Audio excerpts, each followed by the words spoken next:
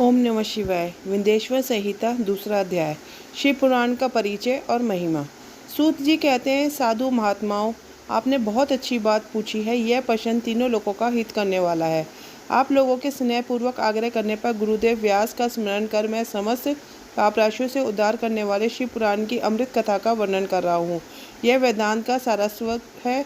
यही परलोक में परमार्थ को देने वाला है तथा दुष्टों का विनाश करने वाला है। इसमें भगवान शिव के उत्तम यश का वर्णन है। धर्म, अर्थ, काम और मोक्ष आदि पुरुषों को देने वाला पुराण अपने प्रभाव की दृष्टि से वृद्धि तथा विस्तार को प्राप्त हो रहा है। शिव पुराण अध्ययन से कलयुग के सभी पापों से लिप्त जीव उत्तम गति को प्राप्त होंगे। इसके उदय से ही कलयुग का उत्पात शांत हो जाएगा। शिव पुराण को वेद तुल्य माना जाएगा। इसका प्रवचन सर्वप्रथम भगवान शिव ने ही किया था। इस पुराण के 12 खंड या भेद है। यह 12 संहिता है। विंध्येश्वर संहिता, रुद्र संहिता, विनायक संहिता, उमा संहिता, सहस कोटिक रुद्र संहिता, एकादश रुद्र संहिता, कैलाश संहिता, चतुर्थ संहिता, कोटिरुद्र संहिता, मार्त संहिता, वायव्य संहिता तथा धर्म संहिता। विंध्येश्वर संहिता में 10,000 श्लोक है। रुद्र संहिता, विनायक संहिता, उमा संहिता और मात संहिता प्रत्येक में 8-8 हजार श्लोक है। एकदश रुद्र संहिता में 13,000, कैलाश संहिता में 6,000, शतरुद्र संहिता में 3,000, कोटुरुद्र संहिता में 9,000, सहस कोटुर संहिता में 11,000, वायव्य संहिता में 4,000 तथा धर्म संहिता में 12,000 श्लोक है। मूल शिव रूप में कुल 1,00,000 श्लोक है, परंतु व्यास जी ने इसे 24,000 श्लोकों में शिक्षित कर दिया है। पुराणों की क्रम संख्या में शिव पुराण का चौथा स्थान है, जिसमें 7 संहिताएं हैं।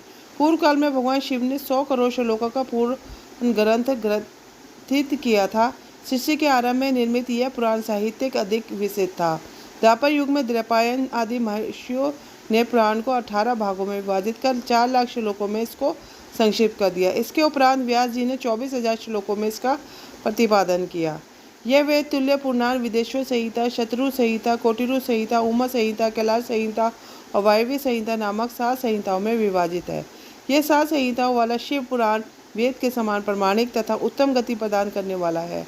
इस निर्मल शिव पुराण की रचना भगवान शिव द्वारा की गई है तथा इसको संक्षेप में संकलित करने का श्रेय व्यास जी को जाता है। शिव पुराण सभी जीवों का कल्याण करने वाला, सभी पापों का नाश करने वाला, सभी सत्पुरुषों को कल्याण का प्रदान करने वाला, यह तुलना रहित है तथा इसमें वेद प्रतिपादन, अद्वैत ज्ञान तथा निष्कपट धर्म का प्रतिपादन है। शिव पुराण श्रेष्ठ मंत्र समूहों का आंकलन है तथा यही सभी के लिए शिवधाम की प्राप्ति का साधन है।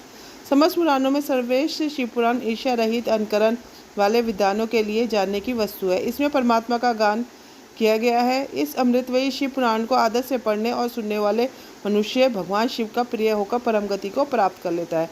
इसी के साथ विंध्येश्वर संहिता का दूसरा अध्याय पूर्ण होता है। ओम नमः शिवाय।